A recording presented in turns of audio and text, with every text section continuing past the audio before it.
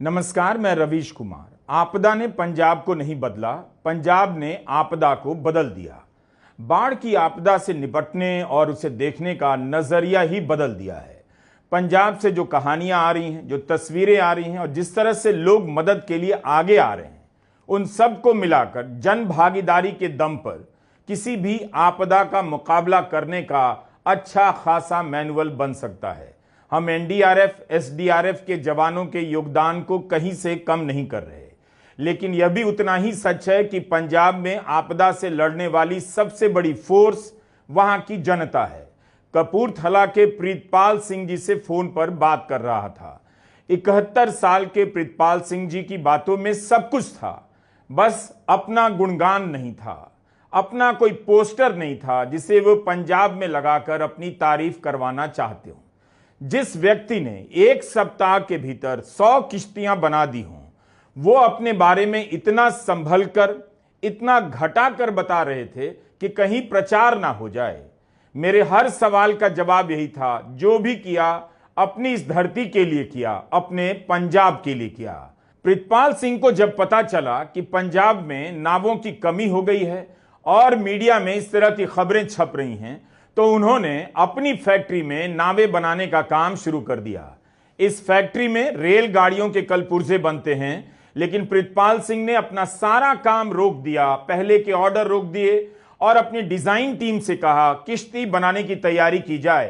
Computer पर 3D design से समझ लिया गया किश्ती कैसे बननी है और बनाने का काम शुरू हो गया। एक सप्ताह तक इस फैक्ट्री में दिन रात किश्तियां बनने लगी, जो पहले यहां कभी नहीं बनी।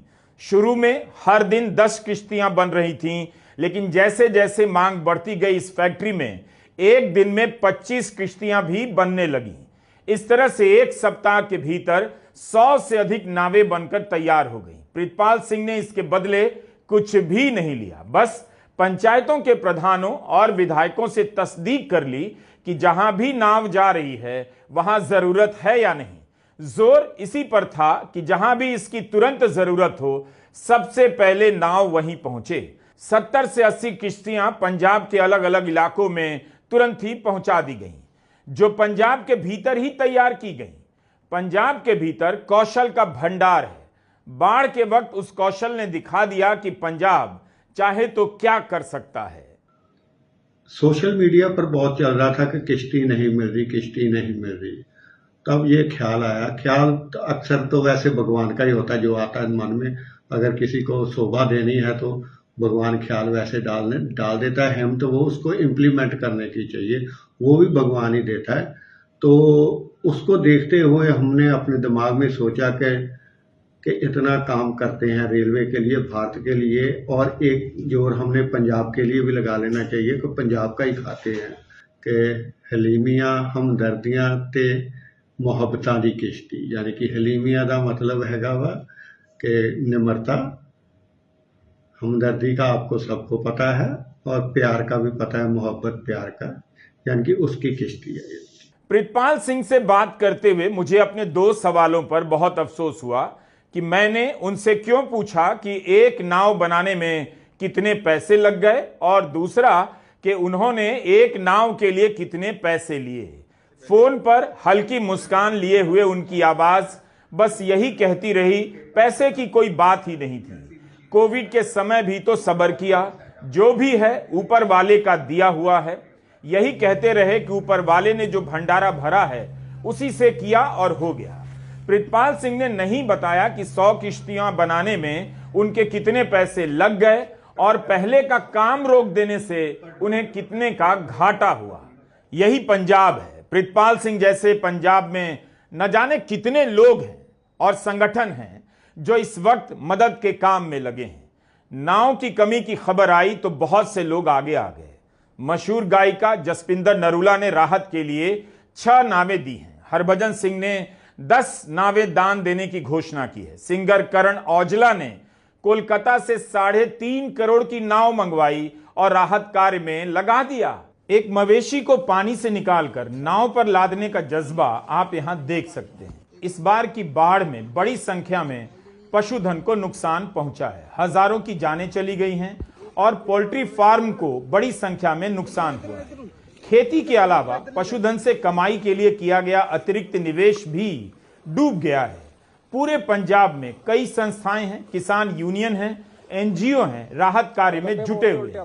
ग्लोबल 6 जैसी संस्थाएं double bed, fridge, washing machine, gas के चूल्हे, बर्तन इत्यादि की मदद भी लोगों को दे रही हैं। जिनका घर गिर गया है उनकी मरम्मत की तैयारी हो रही है। पंजाब के मशहूर गायक हैं मनकीरत औलख, उन्होंने 100 ट्रैक्टर देने की घोषणा की है।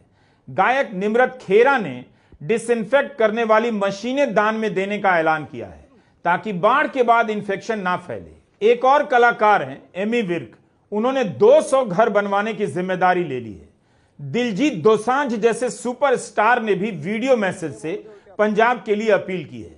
दिलजीत ने 10 गांवों को गोद लेने का ऐलान किया है। गायक गिप्पी ग्रेवाल ने कई गांवों में राशन सामग्री पहुंचाई है। अक्षय कुमार, सलमान खान, सोनू सूद, विकी कौशल सबने पंजाब के लिए कुछ ना कुछ करने का वादा किया है। यही कारण है कि आपको टूटा हुआ पंजाब नहीं दिखेगा, जुटा हुआ पंजाब दिखाई दे रहा है। पंजाब की मिट्टी में कुछ बात होगी कि वहां के लोगों के दम पर मशहूर हुए बड़े बड़े सितारे दिल खोलकर पंजाब की मदद कर रहे हैं। लेकिन यहां एक सावधानी बहुत जरूरी है। सुपरस्टार की चर्चा जल्दी हो जाती है और होनी भी चाहिए, क्योंकि उनके आगे आने से मदद का स्केल बड़ा हो जाता है और चीजें जल्दी आ जाती हैं। लेकिन पंजाब के आम लोगों ने भी कमाल का काम किया है। जिसके पास कुछ भी नहीं है वह भी मैदान में उतर गया है पंजाब के लिए। प्रशासन के अफसरों की भी खूब चर्चा हो रही है। जिस डीएम और डीसी ने अच्छे काम किए हैं, लोग रील बनाकर उनका जयकार कर रहे हैं। जिस स्तर की बाढ़ आई है, पंजाब के किसानों को लंबे समय तक संकट का सामना करना पड़ेगा।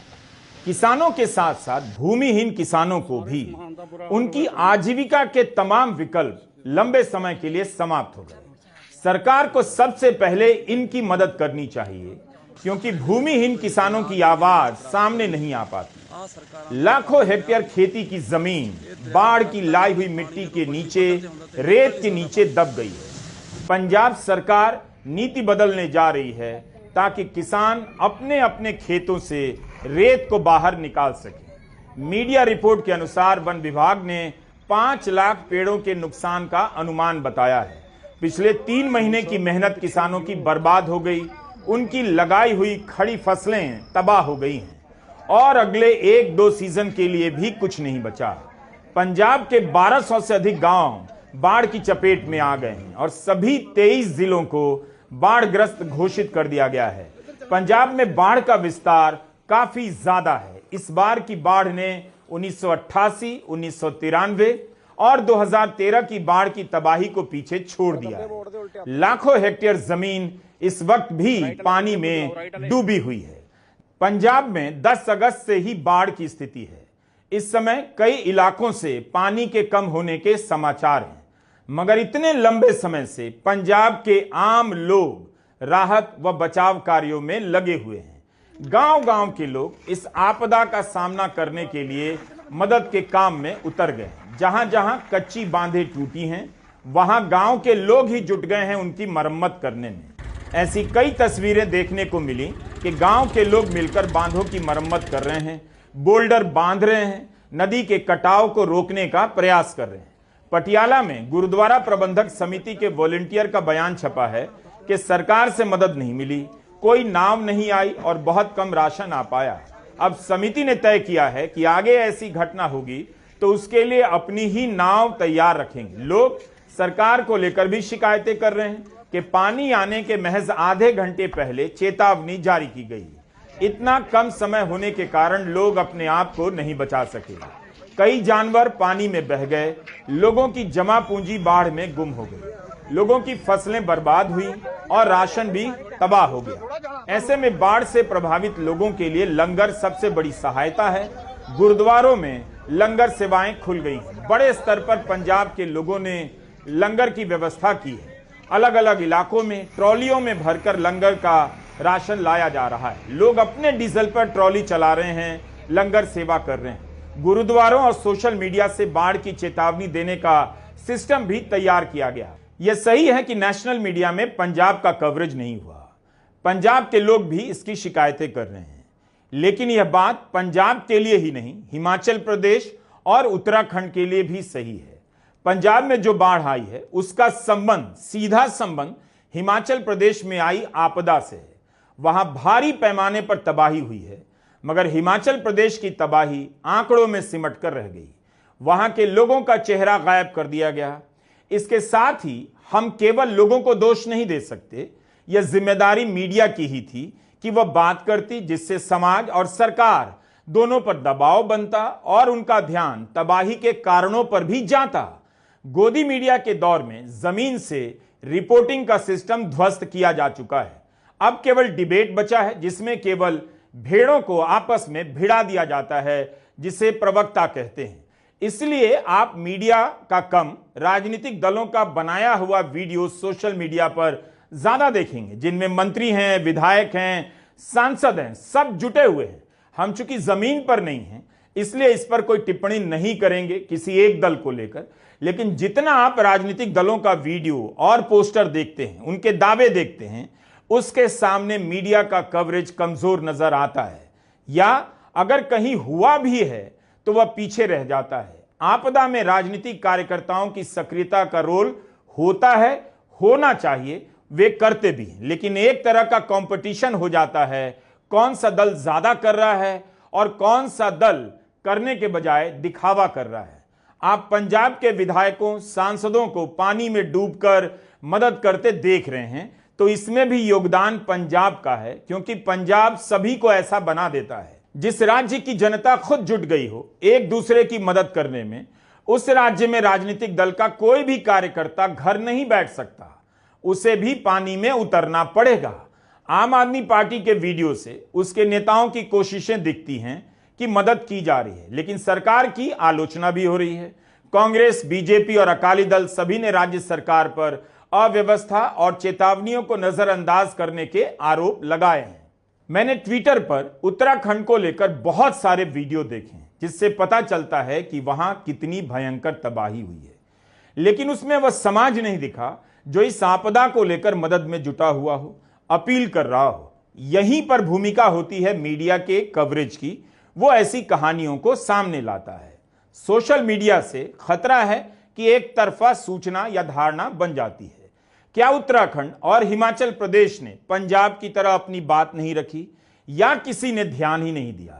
हम यहां से बैठकर दावा तो नहीं कर सकते कि हिमाचल प्रदेश या उत्तराखंड में लोग प्राकृतिक आपदा के वक्त मदद में नहीं जुटे होंगे। फिर भी अगर उनकी कहानी में दम होता तो मीडिया की दीवारें तोड़कर कहानियां बाहर आ चुकी होती। यह पंजाब का जज्बा है जो दूसरे राज्यों को भी पंजाब की तरह बन जाने के लिए प्रेरित करता है।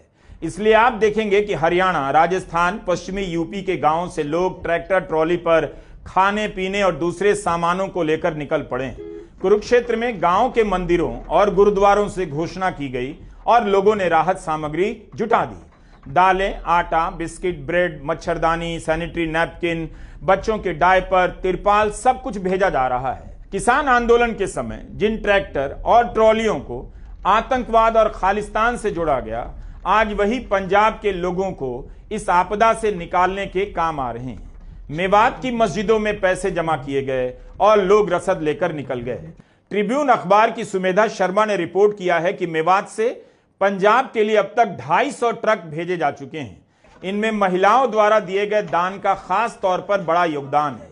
सुमेधा लिखती हैं कि मेवात के अलग अलग इलाकों में बुजुर्ग मेऊ महिलाओं ने दान देने की अलग ही मिसाल कायम कर दी। गुरुग्राम, फरीदाबाद, नूह के गांव में इन महिलाओं ने पंजाब के लिए अपनी ओर से जेवरात का चंदा दिया है। सोहना ब्लॉक के नुनहेरा गांव की वृद्ध महिलाओं ने 2 किलो चांदी और 20 ग्राम सोना जमा कर राहत कार्य में जा रहे लोगों को सौंप दिया। इसकी कीमत करीब 5 लाख बताई जा रही है। महिलाओं का कहना है, यह हमारी परंपरा है। घर की बुजुर्ग महिलाएं शादी के लिए गहना जमा करने के अलावा दान में भी सोना चांदी देती हैं। कम उम्र की महिलाएं अपनी मेहर का पैसा दान में दे रही हैं। कोई महिला अपना पेंशन दे रही है तो कोई हाथों से गुदड़ी बुनकर भेज रही है। लोगों का बयान छपा है कि हम पंजाब से किसानियत के नाते जुड़े हैं, इसलिए जो भी हमारे पास है उनकी सहायता के लिए देना चाहते हैं।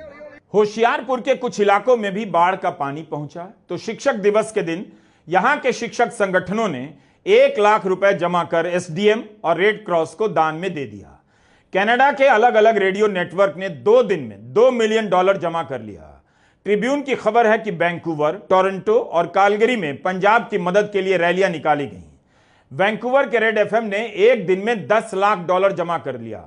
दशकों बाद पंजाब में भयंकर बाढ़ आई है, लेकिन इस दौरान मदद के लिए किए जा रहे प्रयासों के वीडियो ने इस आपदा को देखने का नजरिया बदल दिया। इसकी वजह खुद पंजाब है और उसकी पंजाबियत। पंजाब खुद कई त्रासदियों से गुजरता हुआ राज्य है। उसकी खेती, किसानी बेहद संकट से गुजर रही है। एक हंसता खेलता राज्य कई तरह की उदासियों से घिरा हुआ है। उसके युवाओं को हथकड़ियां पहनाकर अमेरिका ने सैनिक विमान से अमृतसर भेज दिया, पंजाब चुप रहा। उसके युवा एक अदद रोजगार के लिए दुनिया के खतरनाक रास्तों को पार करते हुए अपनी जान दे देते हैं कि कहीं कोई काम मिल जाए, तब भी पंजाब उनके लिए पंजाब है। संकट के वक्त इस तरह की पहल दूसरे राज्यों के लोगों में कम दिखती है। इस पर विचार करना चाहिए।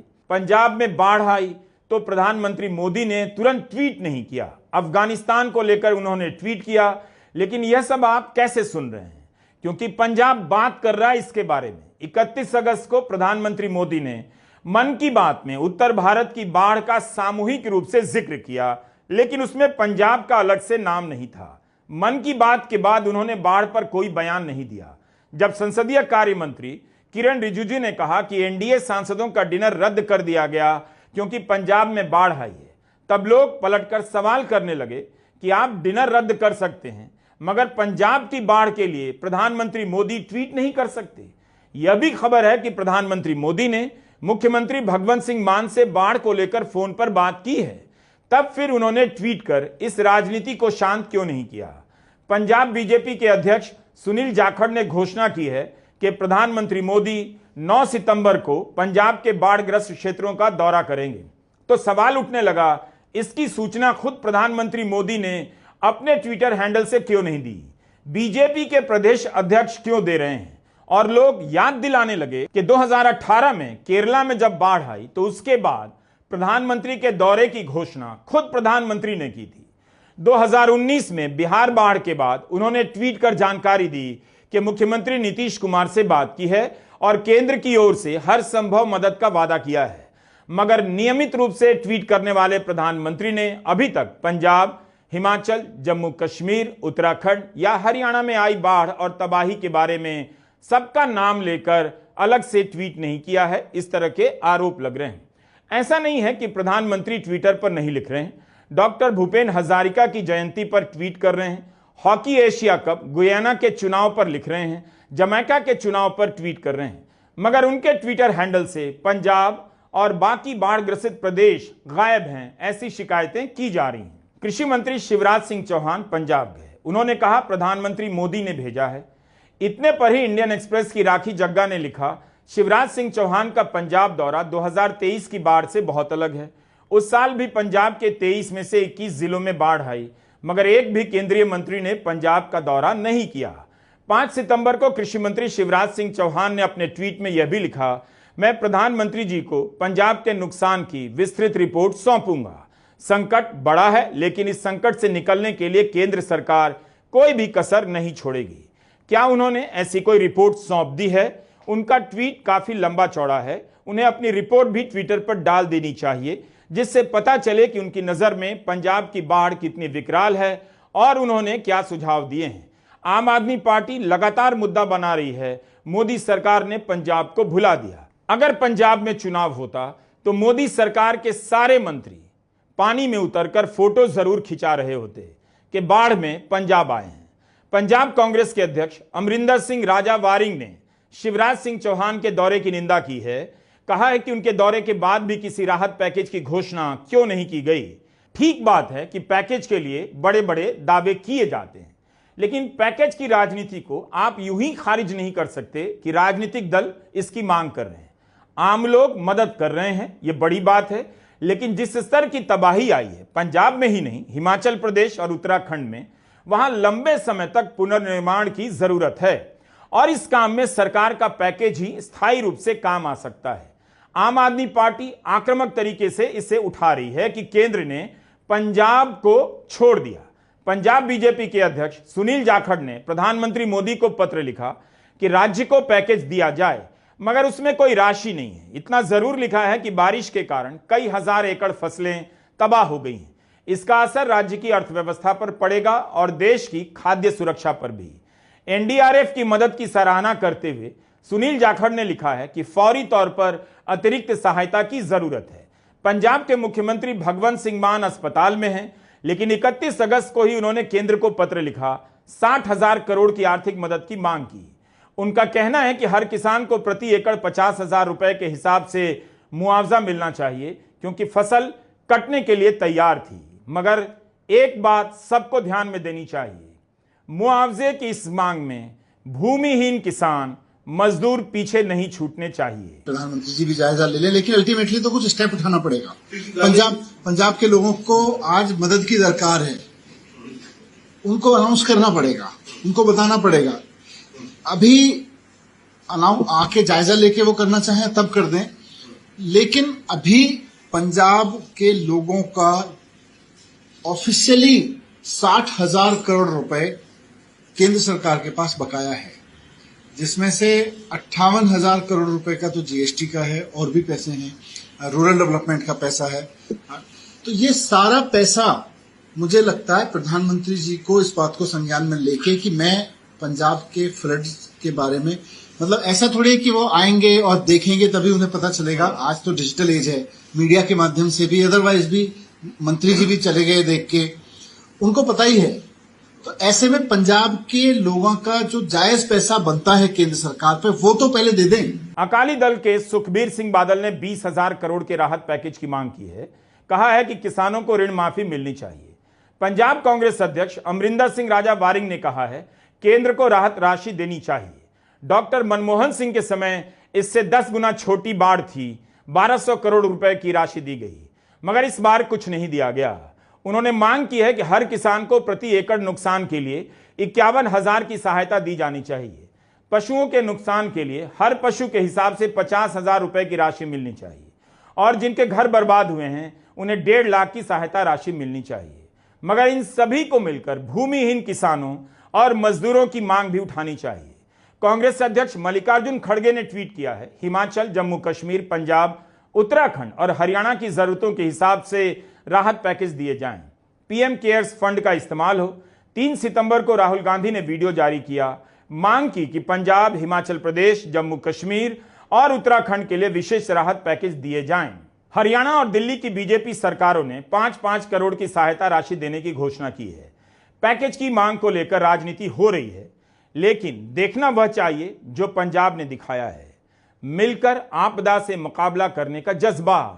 सवाल पंजाब से भी है, इस आपदा के बाद इसी तरह क्या पंजाब मिलकर उन कारणों की भी पड़ताल करेगा जिनसे आपदा का स्तर इतना बड़ा हो गया है, और जिस आपदा का संबंध हिमाचल प्रदेश में आई तबाही से भी है, तबाही के कारणों से भी है।